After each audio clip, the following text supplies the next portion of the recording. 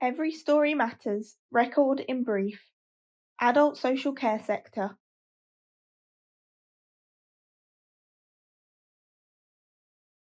The UK COVID-19 inquiry is an independent public inquiry examining the response to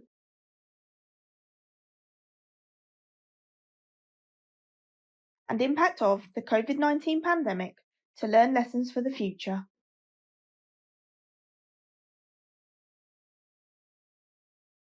The work of the inquiry is divided into separate investigations known as modules. Each module is focused on a different topic, with its own public hearings where the chair hears evidence.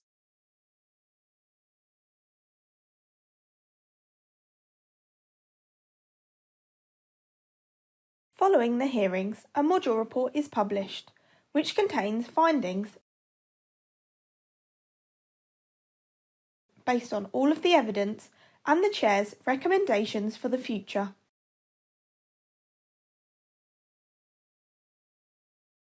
How every story matters fits into the inquiry's work.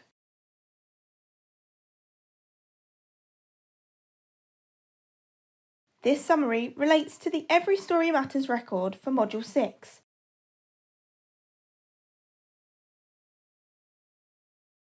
Which examines the adult social care sector during the COVID-19 pandemic. Future Every Story Matters records will focus on different aspects of life during the pandemic, such as children and young people, economic support for individuals and businesses, and impacts across society, including mental health, key workers, and bereavement.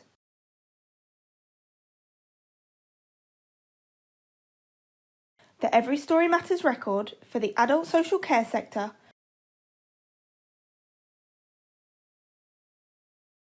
brings together people's experiences shared with us.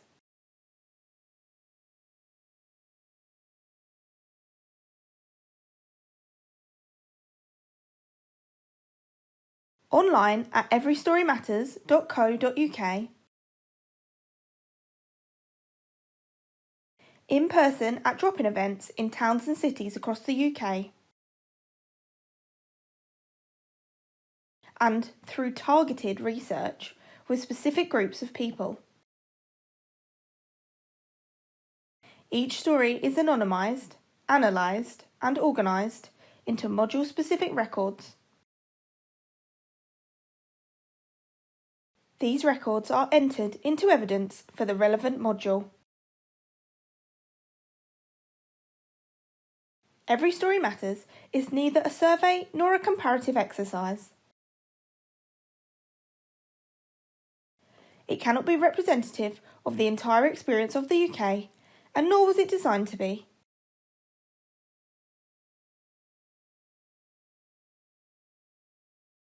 Its value lies in hearing a range of experiences, in capturing the themes that have been shared with us.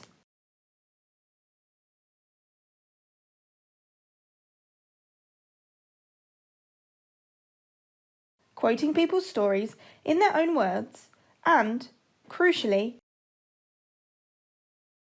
in ensuring people's experiences are part of the inquiry's public record. Some of the stories and themes in this record include descriptions of death, near-death experiences,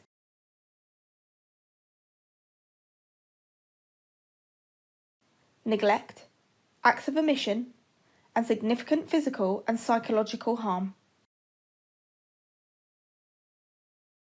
These may be distressing. If so, readers are encouraged to seek help from colleagues, friends, family, support groups, or healthcare professionals where necessary. A list of support services is provided on the UK COVID-19 inquiry website.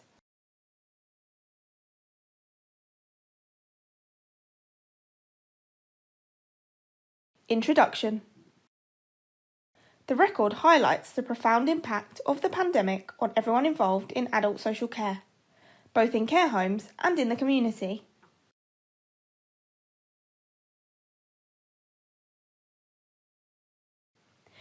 This included those receiving care and support, their loved ones,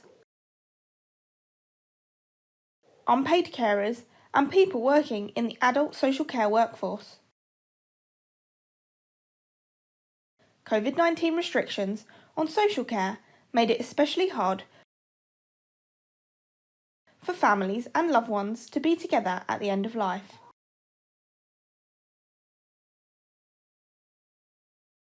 The impact of lockdown restrictions. People with care and support needs and their loved ones told us they were deeply affected by lockdown restrictions. People living alone felt lonely and isolated. They often struggled with daily tasks such as personal care and household tasks without the support of loved ones and or with reduced hours of domiciliary care. Lockdown restrictions led to some loved ones moving in with the person they cared for to help them.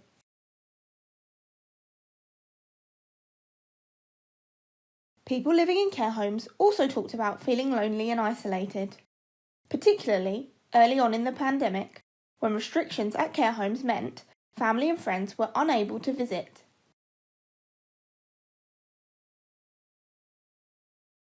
There were particular challenges for people with dementia or a learning disability, who were unable to understand why their loved ones no longer came to visit them. We heard how they felt abandoned and their health and well-being declined.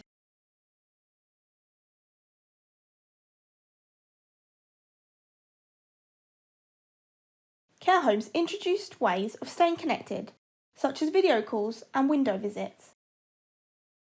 And while some welcomed these as a way to engage with family and friends, many found them confusing.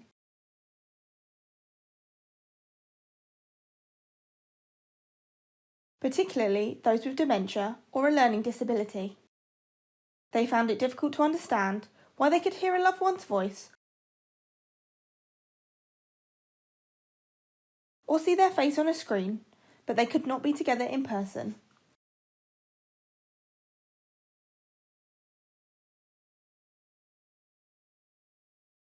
End-of-life care and bereavement.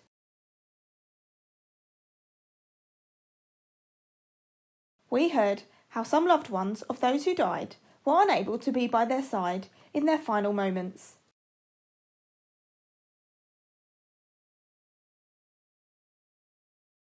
Loved ones feared their family member would think that they had abandoned them in their final hours. This traumatic experience has led to overwhelming feelings of sorrow and anger.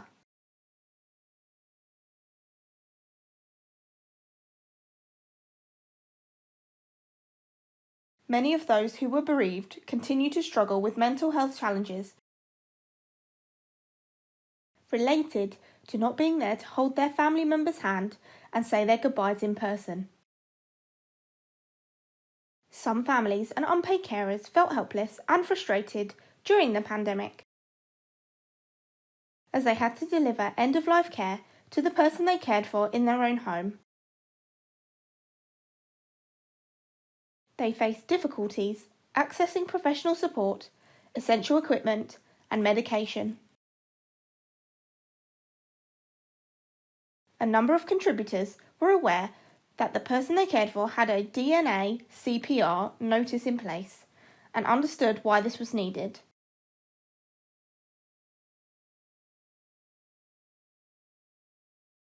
We also heard from contributors that in some cases, DNA CPR notices were applied on a blanket basis to people with a particular health condition, such as dementia. In some cases, family members, friends, or care staff challenged DNA CPR notices. Some contributors shared that conversations about DNA CPR notices were conducted insensitively, leading to significant distress for people receiving care and their families. After the death of their loved ones, families faced further sorrow and frustration.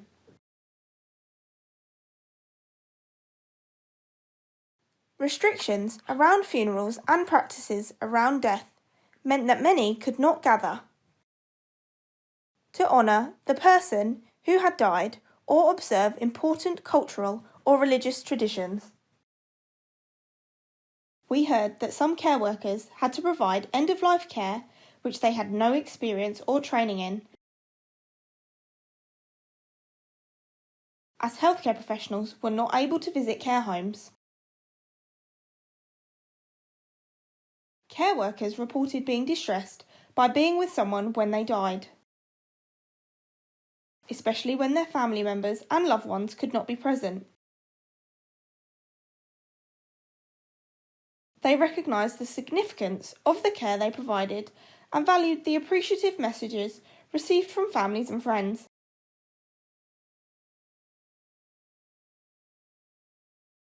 We also heard that many care workers would work extra hours to ensure that residents did not die alone.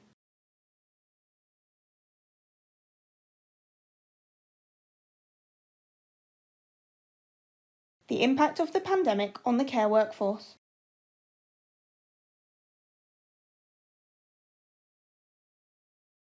Staffing shortages placed a major strain on the adult social care sector, driven by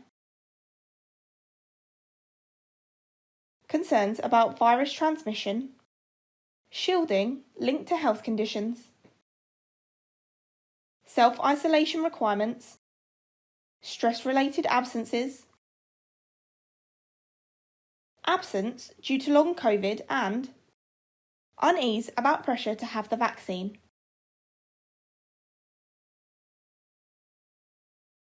To fill the staffing gaps, we heard that there was an increased reliance on agency staff. Care workers adapted their hours and routines to meet rising demands, sometimes leaving their own family to move into care homes for periods of time.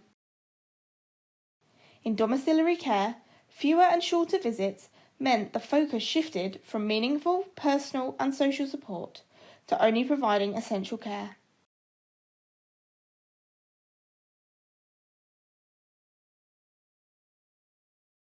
This was deeply upsetting for both domiciliary care workers and the people they cared for. While some care workers felt valued and supported by their employers and communities, many of the social care workforce felt unseen and unappreciated.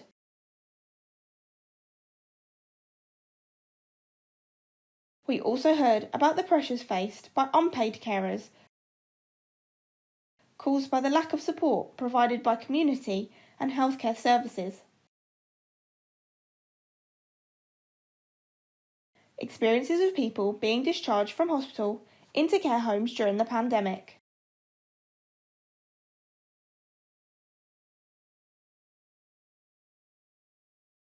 Care home staff reported receiving limited or inaccurate discharge information.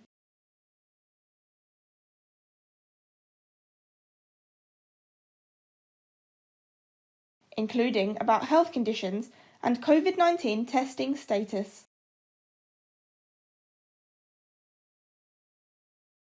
Some staff said they felt pressured to accept patients due to hospital bed shortages.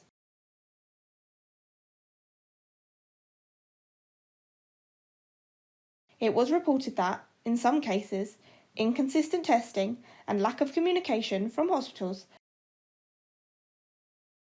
left care staff and families feeling anxious about resident safety and the spread of the virus.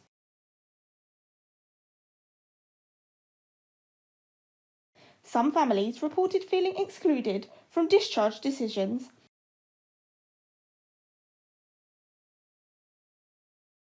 and other care decisions, often receiving little notice about transfers to care homes.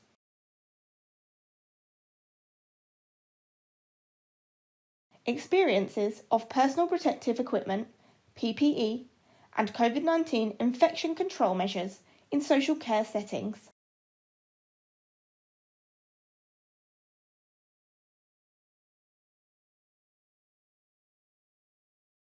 Care providers told us how early on in the pandemic they often had to reuse single-use items, ration supplies,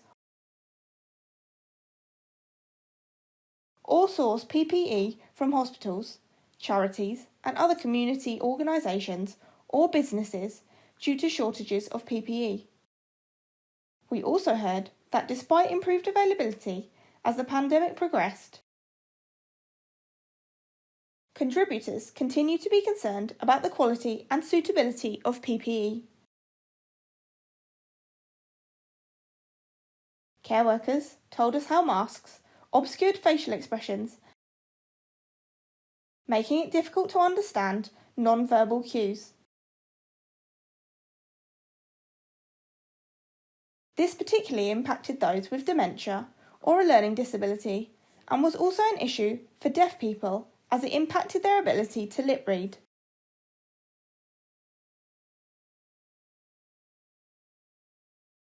We heard how testing protocols varied across care settings and job roles throughout the pandemic. Some organisations mandated daily testing for staff, while others tested weekly or only for symptomatic individuals. Social care professionals told us how access to tests was essential due to care workers moving between care settings and their own homes.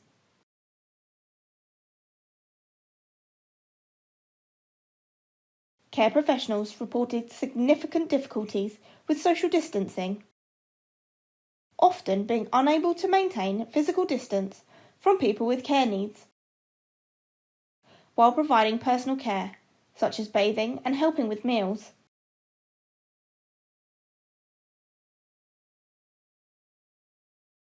Access to healthcare during the pandemic.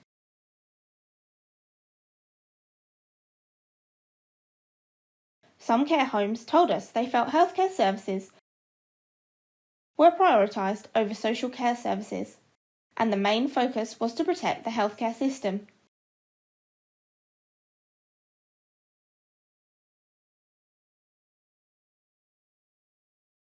Barriers to accessing health and social care services, including in-person appointments such as physiotherapy, further worsened people's conditions.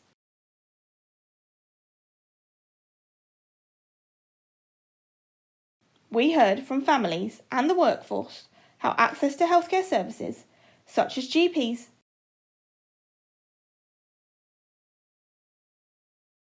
community services and hospitals, was significantly reduced or delayed during the pandemic. People with care and support needs told us how appointments shifted to online or telephone consultations, which were not always suitable, particularly for those with additional communication needs. Some social care staff felt that healthcare workers were hesitant or unable to visit due to staff shortages or to minimise the risk of transmission.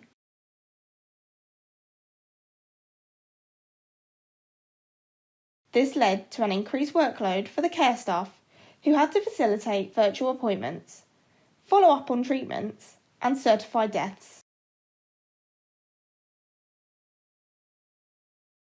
Access to emergency healthcare was also challenging because of an increased pressure on hospitals and fears of contracting COVID-19.